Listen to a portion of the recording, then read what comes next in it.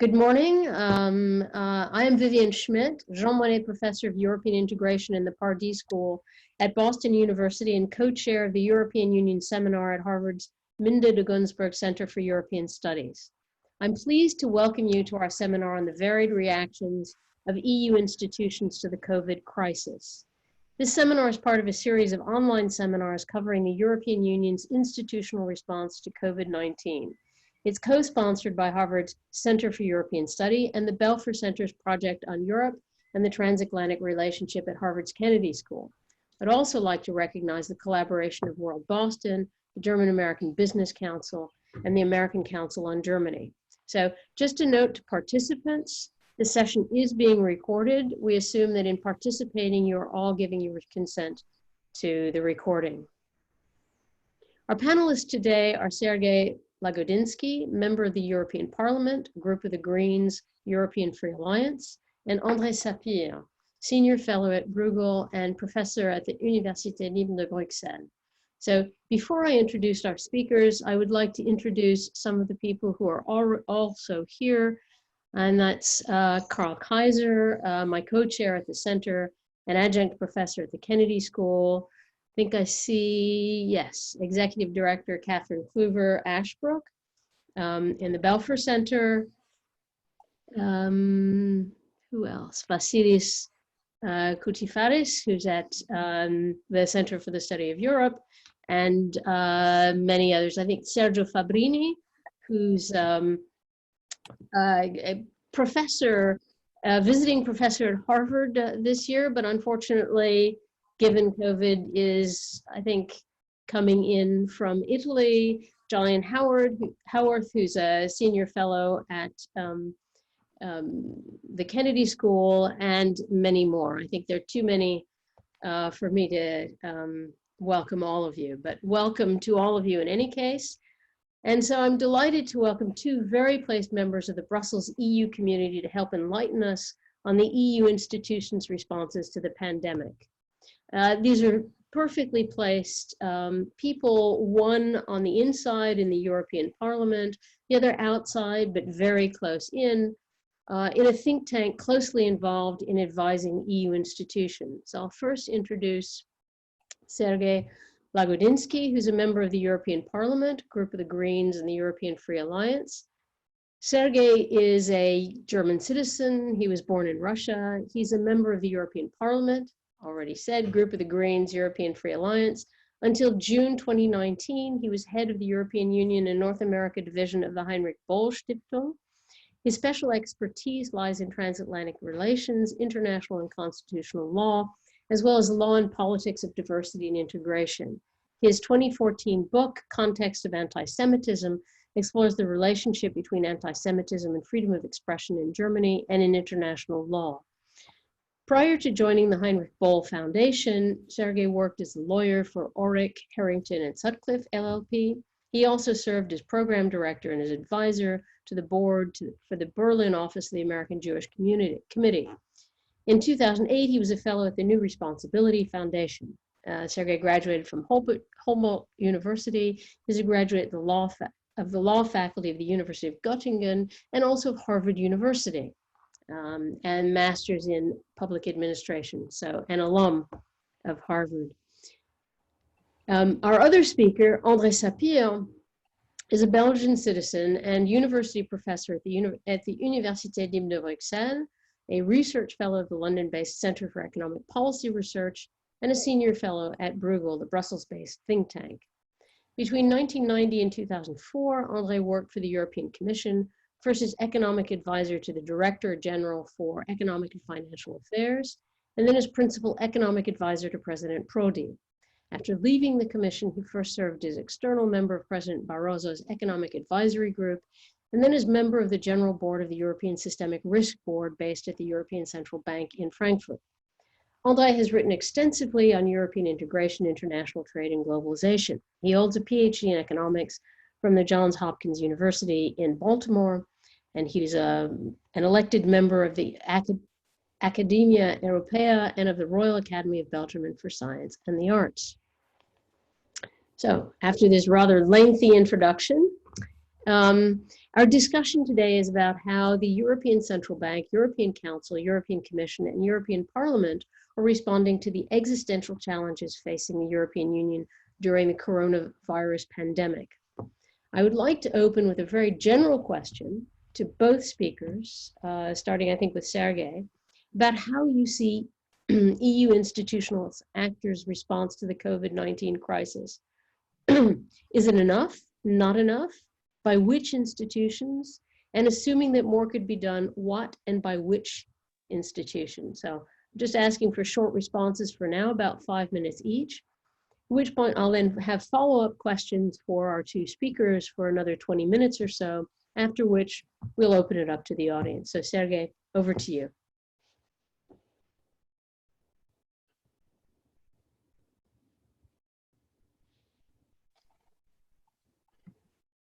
And you need to unmute. Need to unmute. I need to unmute. Here you go.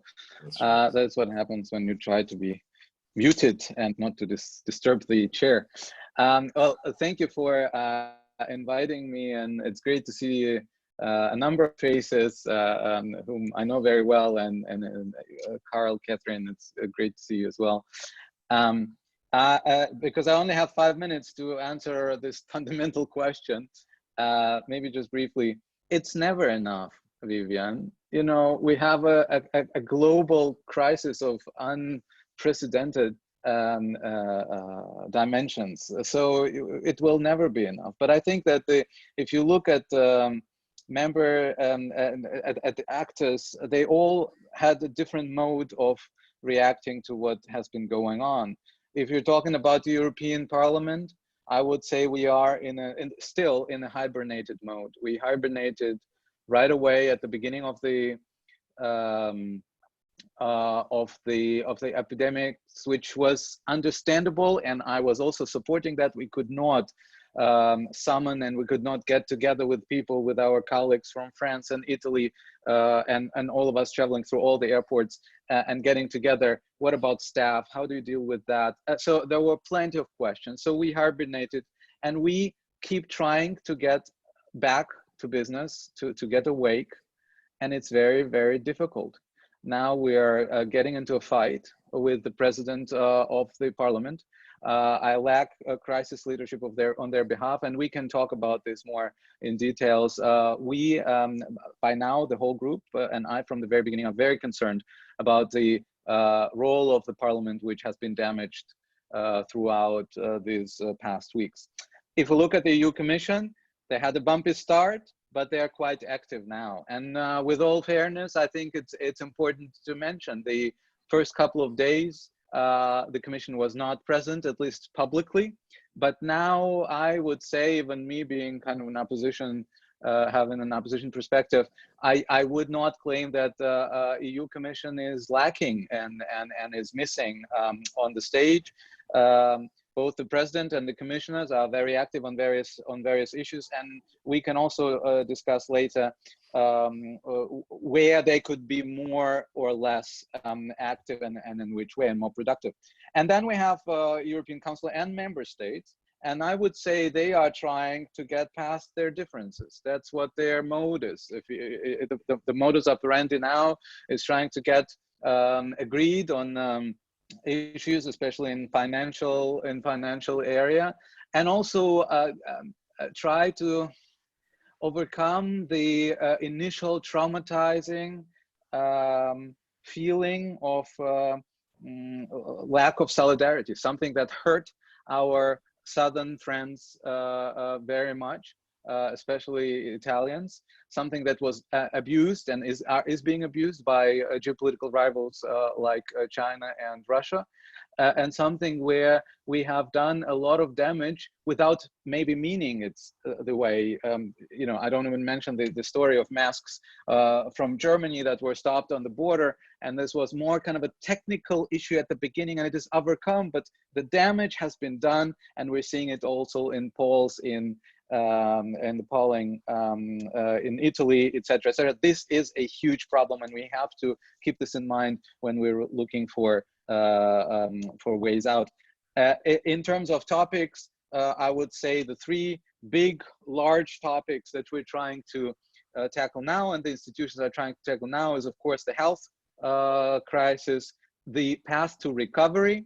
There are ideas there that are being circulated, and there we have a lot of food for discussion. We can also go into depth later, which path that we're going to take as a European Union. And democracy. I think we shouldn't forget about that. And also talk about that, because this could be one victim of the crisis of the epidemics that would remain after it. Our democracy, parliamentarian democracy, and that's the last point I want to make. We should not forget that anything that we're doing, any topics that we're tackling now, in midterm and long term, we will have to talk about European design and European place in this world, how we understand ourselves, what is our self picture that comes out of this crisis, because we will only be able to overcome this crisis if we understand what we are, and we haven't been able to so far. So maybe we need the crisis like that, as terrible as it is, to kind of get our act together and to understand that we will only survive, physically survive in this world, if we integrate more, and if we talk about acting together on the world arena. So I'll stop here. Great, thank you. André, over to you. Yeah, I'm going to give an answer to your question, enough, not enough, from two perspectives. One as a citizen, and as a Belgian, as a European citizen, and one more lendily as an analyst, as an economist. But you know, as you read my CV, an analyst who, as an economist, who has been not only an academic, but also very much involved in policy. Now, as a citizen, I'll tell you the truth, and I see an Italian friend there. When I saw the situation initially in Italy, Sergio, I stopped watching the television and I started crying. I could not bear the images that I saw. That reminded me of images that I had seen in Syria, in a war situation. I could not believe that this was going on in Europe and that there was not the necessary solidarity. This is not a blame about the EU institution. This is a blame about the way Europe, the countries, the citizens, everything, how it was working. There was really, at the start, before the crisis then spread to other countries, the situation in Italy really started to be extremely dire. And I thought it was a complete shame. It was, as I say, unbearable to me as a person, as somebody who knows history, that this was going on.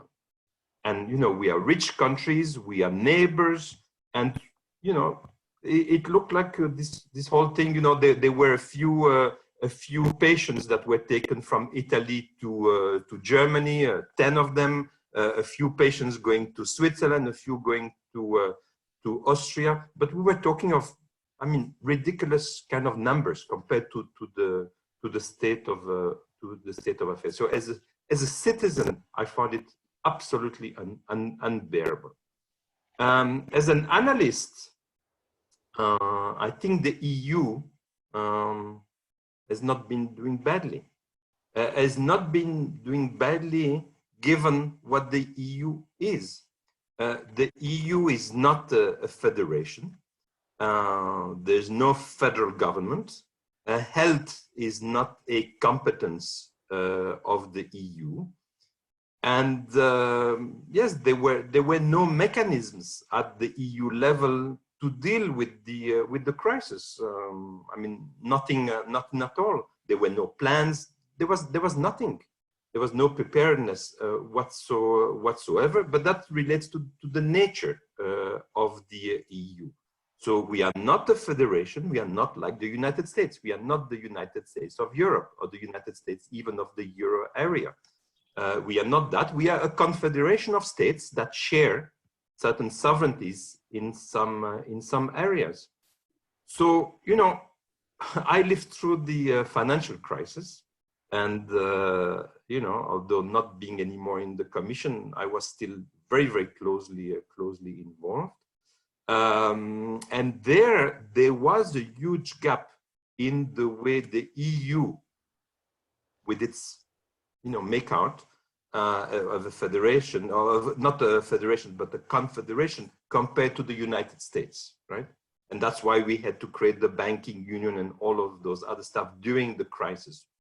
But we were really caught by surprise, and we did not have the means to respond.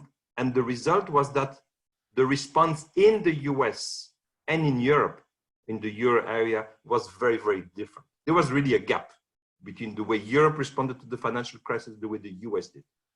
If I look at the situation now between the US and Europe, I don't see such a difference. Now you can say, well, you know, there's a particular president in the United States, but it shows to me also that the issue of sharing of responsibility between the federal government, even in the US, a federation, between the federal government and the states, the fact that borders are also being closed sometimes, even in the United States, so the differences in terms of health conditions, you know, I'm from Belgium, and indeed Belgium is the worst performing country of the entire EU in terms of number of deaths per million inhabitants. We are 500, 600 deaths per million inhabitants, compared to a country like Germany, where it's about 50 or 60. 10 times more, huge difference. But you see that exactly in the United States. Between the state of New York, which is in a worse situation than in Belgium, and states like Montana or Wyoming, where there are very, very few deaths.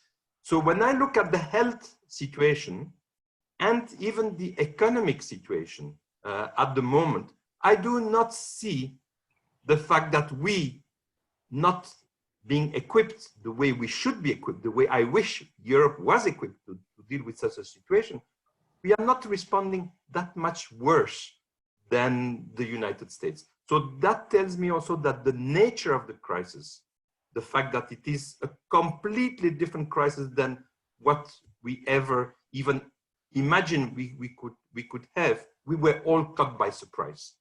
And yes, we have our defects, but I think Europe, and you know, that's why I say, as an analyst, if I compare to the US, that has many more tools in principle, well, the performance of Europe is not worse than the United States. So I'm crying on the one hand, and I'm reassured on the other that looking across the Atlantic, you guys are not doing much better, if at all, than we are.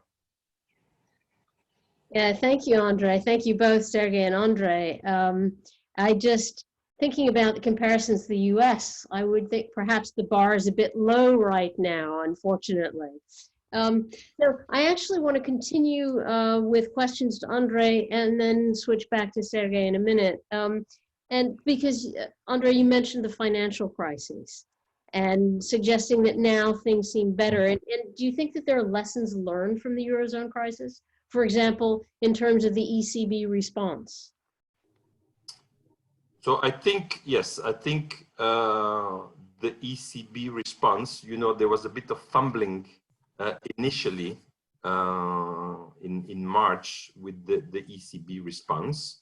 And many of us were a bit concerned, I should say, at that stage, but did not last. So I would say that today, the ECB response is very much a response of what one wishes, and again, very similar to what the Fed is doing. And what essentially we have at the moment, and I think we will come back to that in the discussion, we have essentially a license to borrow. The states, the corporations are basically free to borrow with the backup of the ECB. It's not quite monetary financing. That is not there, right? It's not there in the US, it's not there in Europe. It's not exactly printing of money, but it is the central bank intervening in more or less unlimited manner, unlimited in the amount, not unlimited in time. And this is where at some stage, obviously, the fact that we are all accumulating a lot of debt may come back to haunt us. You know, how are we going to deal with this after the crisis? You know, for the moment, no problem. Even Italy does not really have, you know, which is a huge debt. Italy does not have a problem of access to the markets. Italy can borrow as much as it wants. Whether it will be able to reimburse the debt later, that's a different matter. But at the moment, it's being told, go ahead, don't be shy and borrow. Some obviously worry that, you know, what will happen once the tap is being turned off. And I think we should discuss that. But at the moment, the ECB is providing the room that is needed for government. Then it's up to, indeed, the governments to deal with, you know, picking up the pieces for later. Again, in our system, the ECB can only provide the room, cannot pick up the pieces. Okay, thank you, André. So I'm now over to Sergey. Speaking of picking up the pieces, how do you see the Council, the European Council? How would you assess its performance? Do you think it has learned the lessons? And I think we can differentiate between the early initial moment and what may be happening now.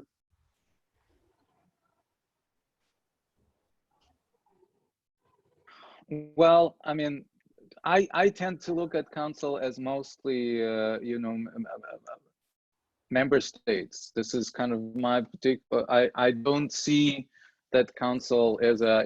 There are different schools of of looking at it.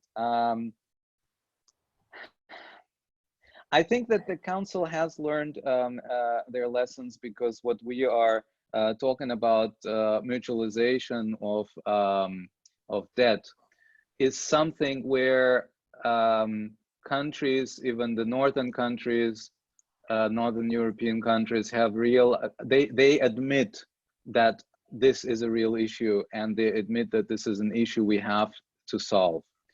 If we're talking about the financial issues that André also mentioned. What we're having now is a discussion regarding how do you want to help Southern European friends in terms of their market, how called credibility. I'm a little bit. They're basically their ability to borrow money to a lower percentage than, or at all, to get any money, especially considering that Italy is now totally in the total debt. And there are discussions, and I was today discussing it with the German ambassador to the EU at the Bundestag. What are the different ways? So it sounds like nitty-gritty, but it is actually something that prevents the Council and member states to get to common positions. Or, for example, one question is, should this financial backing be in terms of credits or loans, or should this be a foregone subsidies? Another question is whether these credits and loans should be integrated into the new budget that we have been actually negotiating for the upcoming 7 years, or should this be separated? And all those questions, you can see them, you can load them with a kind of a political shading, and you can say, you know, it is about lacking solidarity. Germany and Netherlands don't want to, you know, to share solidarity and kind of be solidarity in debt. But you can also see it, and again, I'm saying this because, you know, I'm more careful there maybe than some of my colleagues. There are various ways of structuring this financial solidarity. So, for example, the European Parliament has called for the so-called recovery bonds that are not Corona bonds. This is a different construct. That means these are bonds that are, and André, you correct me because you know more on those issues, and I understand these are not bonds in terms of mutualizing the debt directly, but it is about getting loans and credits through EU institutions, through the EU itself. And by doing so, because the EU, of course, will be in debt, and this will be a common debt, but it's a different way of bonds. This is what some Northern Europeans are more open about. Then you have, of course, Eastern European perspectives who are very concerned, not about the bonds, but they're very concerned about the budget. What is going to happen to the budget in the upcoming 7 years? That we will have to cut subsidies for agriculture. By the way, something that the French are also very concerned about. So don't cut agriculture subsidies. Don't help Italy in terms of Corona without, at our expense. So there is this, I mean, this is European Union. There is this kind of the whole mapping out of various interests, and even in a situation which is very difficult that we're facing today, those interests are not gone. Yeah, and it's also very difficult cognitively for governments to get out of their past dependencies of the past behavioral past and patterns. And to understand that we're living in a totally different world. And if Italy is gonna get out of the European Union, we all are, I don't want to use the word that you shouldn't use on webinars for Harvard, but we're having a huge problem altogether. So kind of conveying this and communicating this and channeling this to the government is a very difficult task. And that's why I actually, I don't want to go to the next step and talk about the Commission, but because I mentioned it, I don't envy the Commission in a situation like that. I mean, the task that they're having, and the Council has readily handed to the Commission this task of putting this whole mechanism together. We had a Euro group which had some proposals, the 3 columns that they proposed. Then we had the meeting of member states, and the member states could not agree on a final statement. Also, in order not to embarrass the Italian Prime Minister, who is totally under pressure in Italy, and there were grave concerns that if he comes back to Italy without Corona bonds, he will be gone. So they didn't agree, and they asked now the European Commission, EU Commission, to draft the design of as they say, architecture of this whole financial mess in order for us to go forward. So good luck, EU Commission. This is a very important, but a very, very difficult and ambitious task. Thank you, Sergey. Now over to André, and actually the obvious question is the Commission going to succeed in putting together a package for the European Recovery Fund that will provide bonds, that will create bonds that perhaps provides what? Grants to Southern European countries or any country that finds itself in great distress, including Belgium, for example, or loans, which would then increase the debt of the member states? And where does this European Recovery Fund sit? Now, I think I've read something about the Bank of International Settlements, or sorry, the European Investment Bank as for it, but what can you tell us about how the Commission is thinking and whether it can actually succeed in devising some kind of program that would be acceptable to both North and South? Okay, let me say 2 things. The first one is about the EU budget in general. So as Sergey said, a couple of months ago, the heads of states, the European Council, the heads of states and governments met in Brussels for a long session trying to hammer out the next 7-year budget. This was before the COVID crisis. Every 7 years, right, we have a new budget, a new financial framework that countries discuss. And this is always a very ugly discussion, right? It's a discussion between net contributors and net beneficiaries. Okay, this is the kind of discussion, you know, the rich ones, you know, how much do they want to give to the poor ones, kind of discussion, right? And then there is the farmers, and there's all the discussion.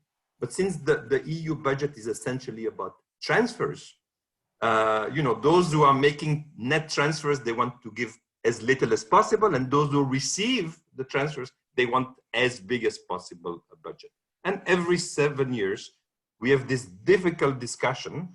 And the discussion was extremely hard a couple of months ago because one country, the UK, had just left the EU, and the UK was a net contributor to the budget.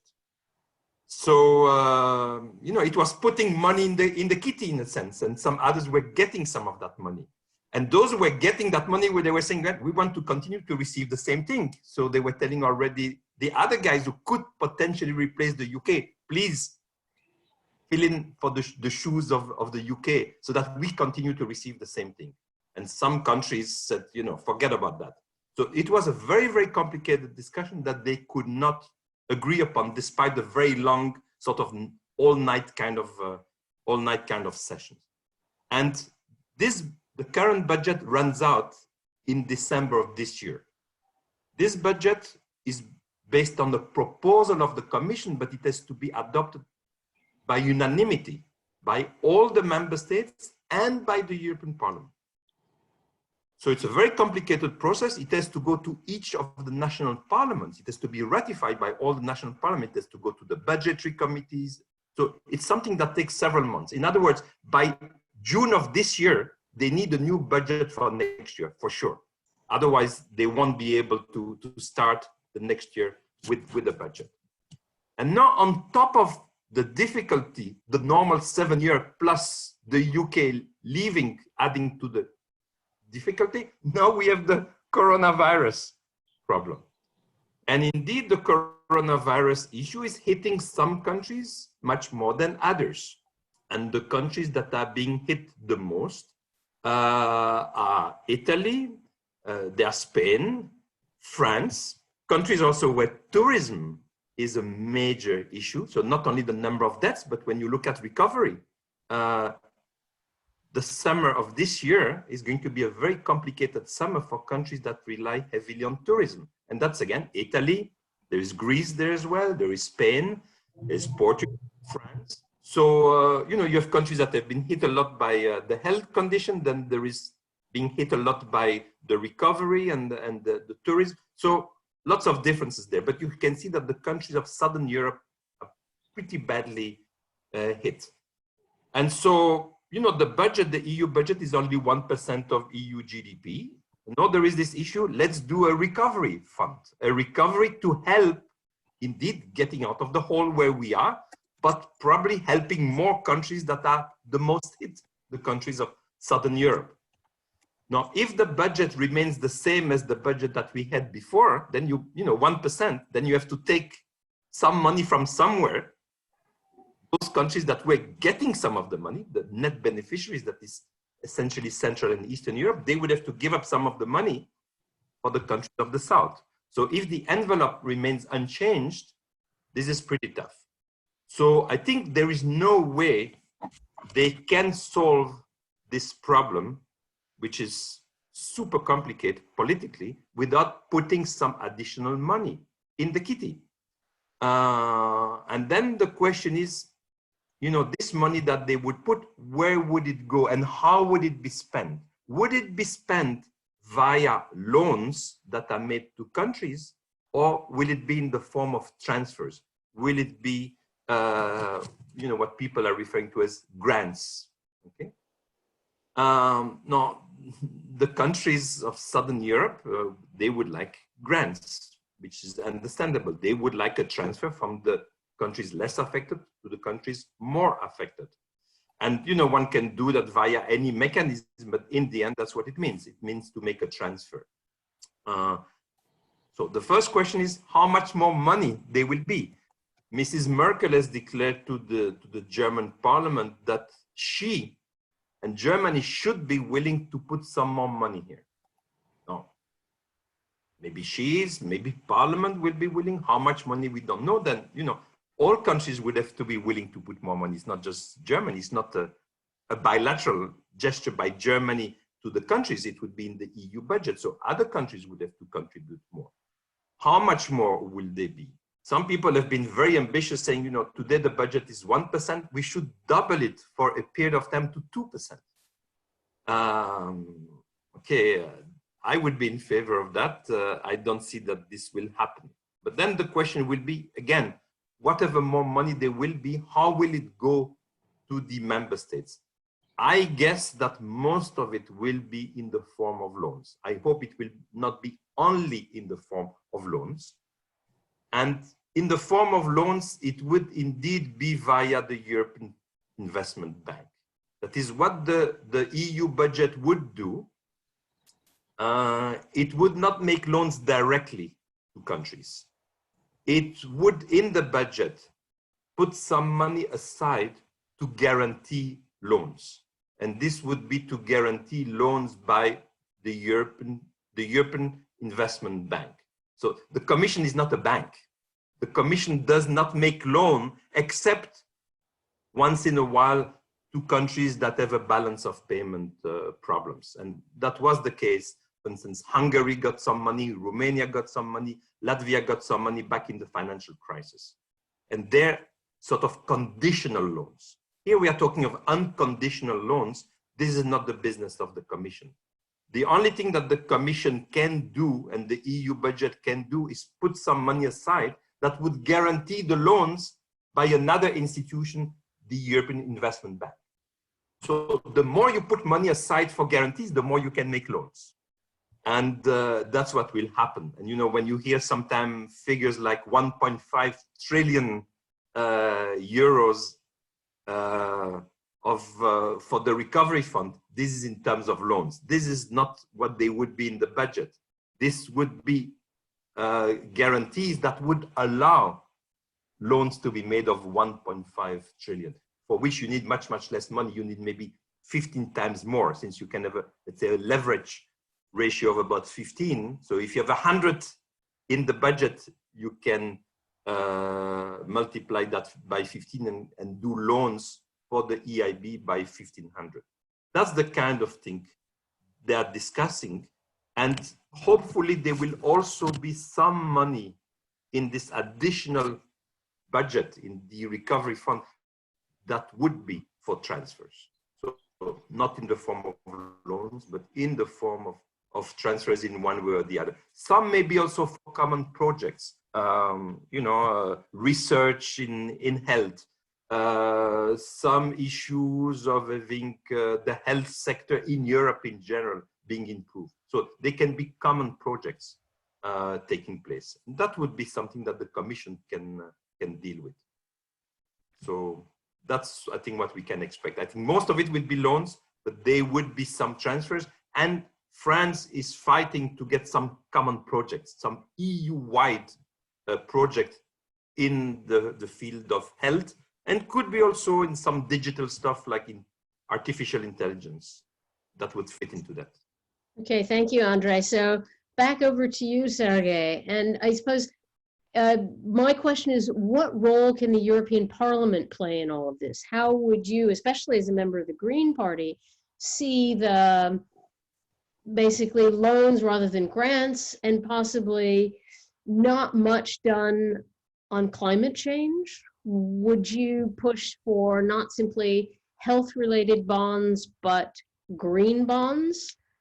Where is the European Parliament, I guess, in all of this? Well, there is also a difference between European Parliament and the Greens. We're not the largest group in the European Parliament, but sometimes, at least from the outside, you can. I think Ms. von der Leyen would like to look green, and in fact, our group has just yesterday presented our ideas for recovery plans. And just an hour before that or so, before the presentation of our group, Ms. von der Leyen went in front of the camera and recorded her statement on the green recovery plan of the European Commission.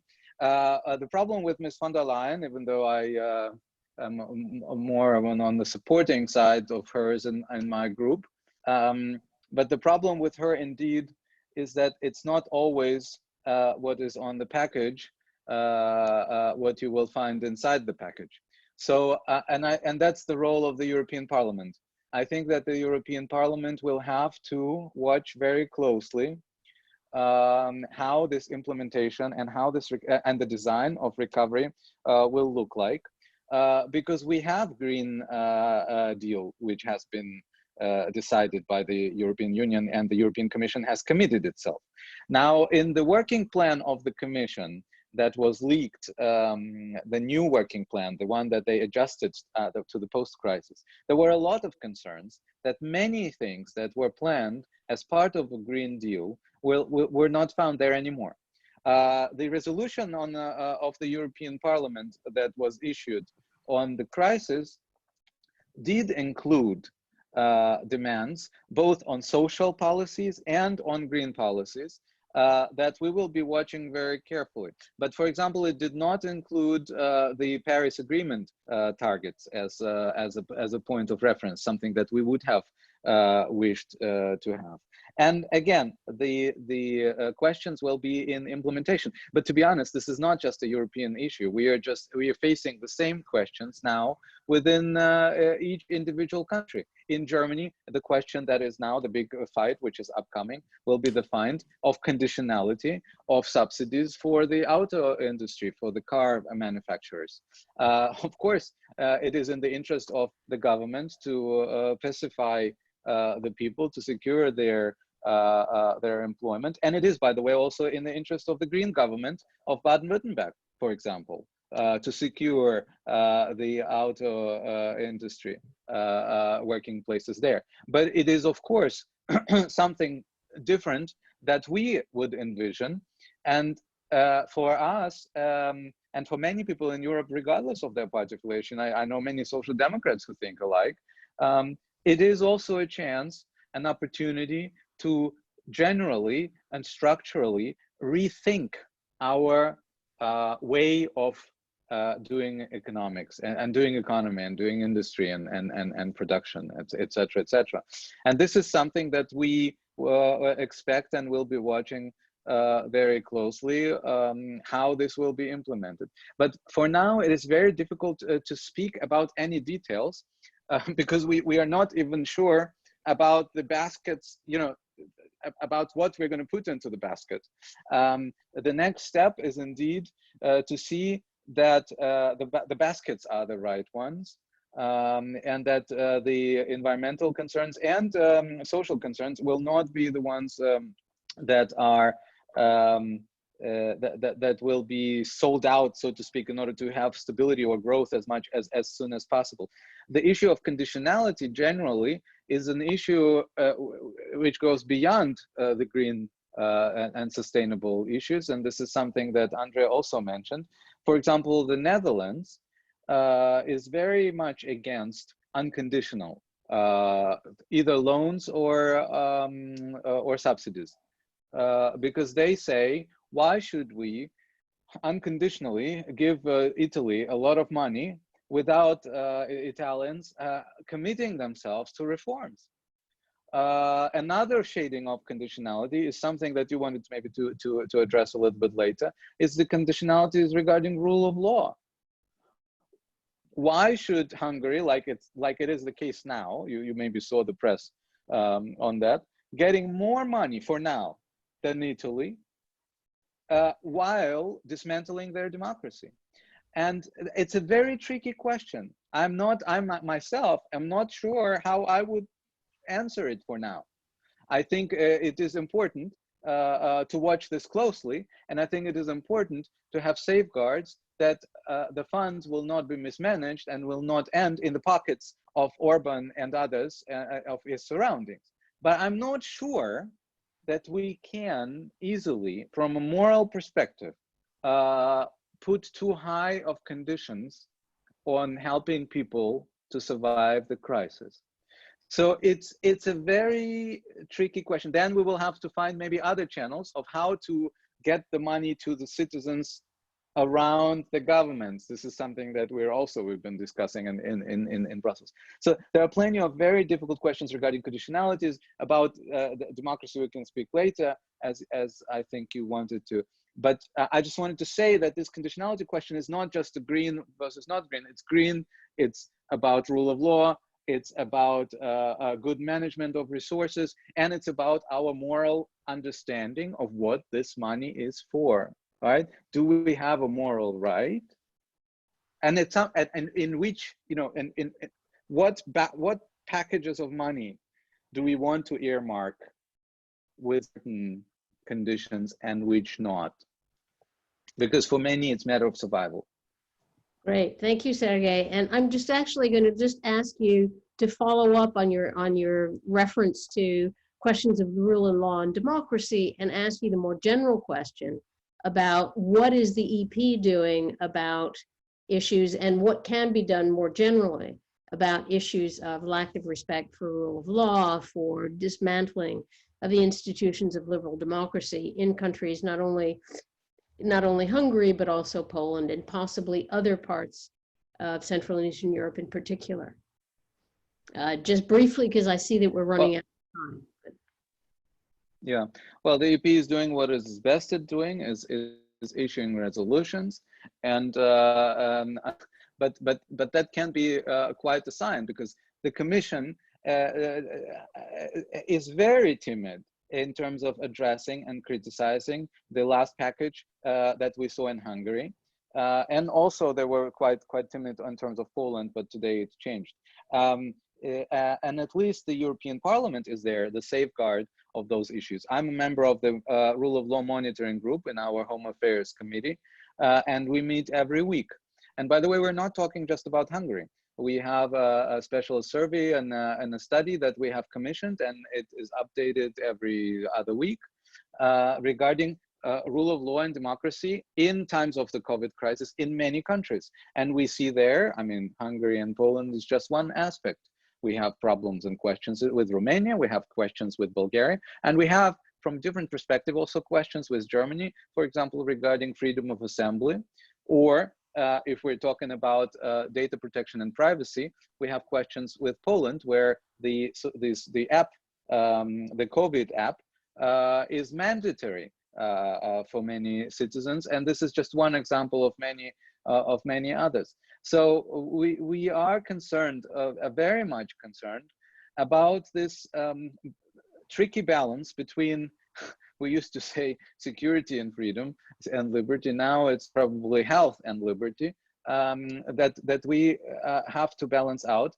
And we are concerned, like in case of Hungary, that some of those changes, first of all, will be abused by the government. I mean, what necessity did Orban have to issue laws banning transgender in the passports, and right away after the emergency laws were adopted? What the hell? It has nothing to do with the crisis. So abusing this in order to manipulate their political, or also the second question is when it's going to stop.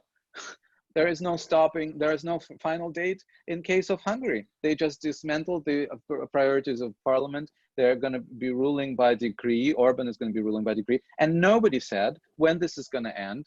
The government will decide when this is going to end. And this is not okay according to the standards of the European Parliament and of the European Commission. Reinders, the commissioner, was very clear on that. Thank you. I see that we have about only 10 minutes left for questions. So I'd like to open it up to the audience. And I wonder if Carl, if you have a question you'd like to ask. Sergey, you are sitting in Berlin, i.e. in the capital of a country which is absolutely crucial in defining the nature of the help. And Germany in the past, along with the Netherlands, was very instrumental in stopping anything that looks like a ground. Now, Germany,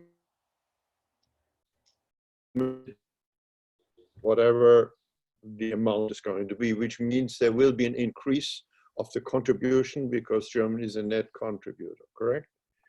But that is probably not enough. And my question to you is Germany willing, do you sense a willingness in Berlin to move to a substantial grant system in the European Union? The good thing is that the AfD, which has always been one argument for being very cautious on grant and giving money away, so to speak, the AfD is not doing well. Will that increase the margin of maneuver of the social democratic, Christian democratic government with the support of the Greens, I presume? And where do the Greens stand? Thank you, Carl. Great to see you. Should we collect or should I answer right away? Why don't you just answer? Yeah. I don't think, I mean, with all due disrespect to IFD, I don't think they play any role in those decisions whatsoever. And you know this, of course, as an expert on Germany. Who is the decisive two powers are the ruling parties. They have enough votes without anyone from the opposition. And the Greens maybe on the Bundesrat level. But I don't think that it is about IFD. I think IFD might gain support because we have a very weird shift of discussion and disputes regarding the exit strategies where IFD and FDP, the Free Liberals, are playing quite a populistic role and kind of energizing a lot of people who are unhappy about the quarantine situation so far. But I heard, as far as my information goes, Merkel herself is not reluctant to invest more in that. But the party, the people around her and the party are those who are not, who are conscious about the consequences.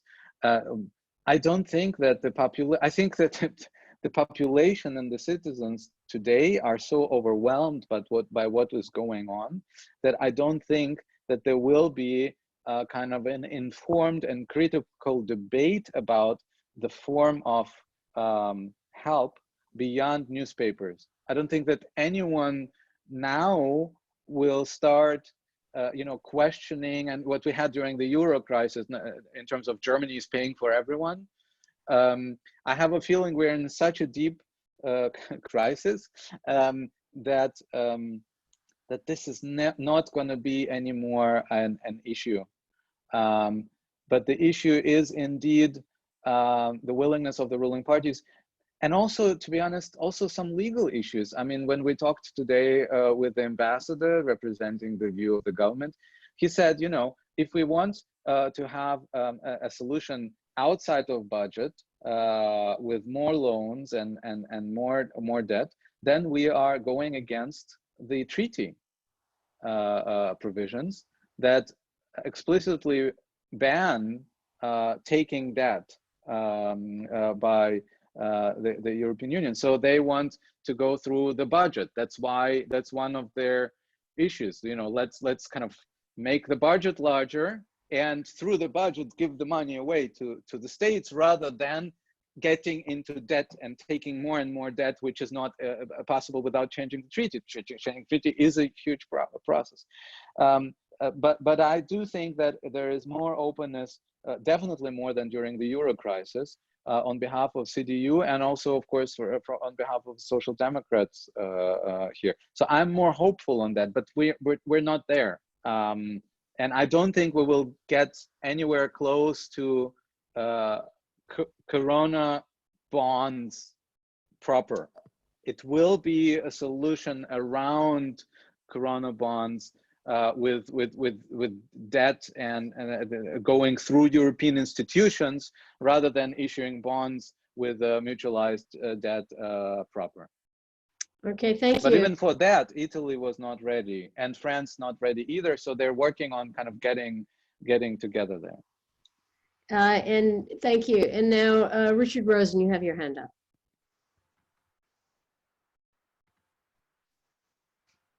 There, I've unmuted you. Yes, I understand that the focus of this webinar is on EU institutions and governments, but is there any significant discussion about the role that major corporations might play in helping ease the burden of people in different countries? Because again, if you look at where the money is, right, the corporations have more money than the EU budget, certainly have greater profits, and many of them work on a cross-national border basis. So, you know, in the US, obviously, corporations play a major role in discussions of our, you know, bailouts. What happens in Europe? Okay, André, I think that one's for you. All right. I would say two things on that. Number one is that corporations are also asking for money from the state everywhere, right? That's number one. I mean, many corporations have problems, are working on, you know, limited, you know, with only a limited number of workers and with limited number of customers. So, you know, many of the corporations have been asking for assistance from governments, not like they have profits that they can help to pay for the government. Is the other way around. They are trying to avoid to go bankrupt, many of them, and some of them may still go bankrupt, by the way, depending on how long this will last. I mean, this is a topic which we did not discuss at all, is the uncertainty about this. You know, it's one thing to say, well, you know, now the crisis is the health crisis is behind us, and how do we get out of the hole? Another one is to say that there may be a second wave. We may not have airline functioning. We may not have all kinds of issues across the borders that may not be able to go through. And you know how long this will last, we just don't know. What I see is where corporations are playing a role, and a very important one is in the following manner. Large corporations rely on, if not global value chains, certainly on regional value chains within Europe. And to take an example, to link this to the discussion we had a moment ago about Germany, the German automakers, they know very well that since Germany is a huge exporter, you know, not just manufacturer, but huge exporter of cars, they know very well that they need the market, and that most of their market is not the global market. Sure, you know, Germany exports to, German cars are exported to the US, they exported to China, but most of their market is within Europe. So corporations understand very well that Europe has to be in good health in order for them to have customers. That's number one.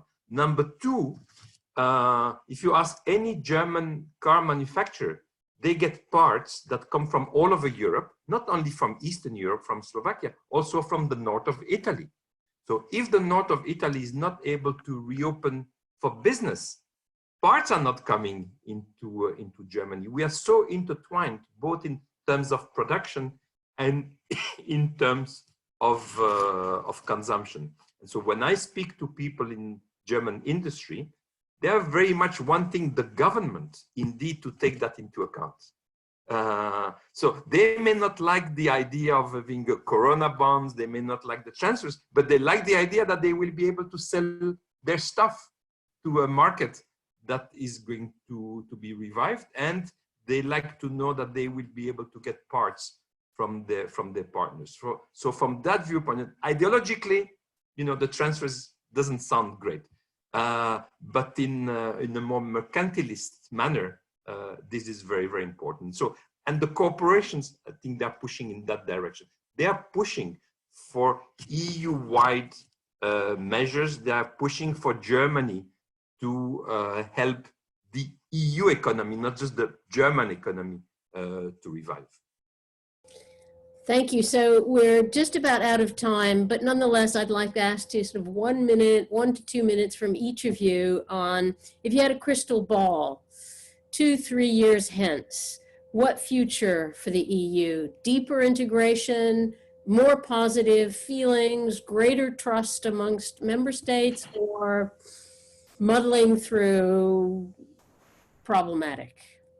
Why don't we start with Sergey?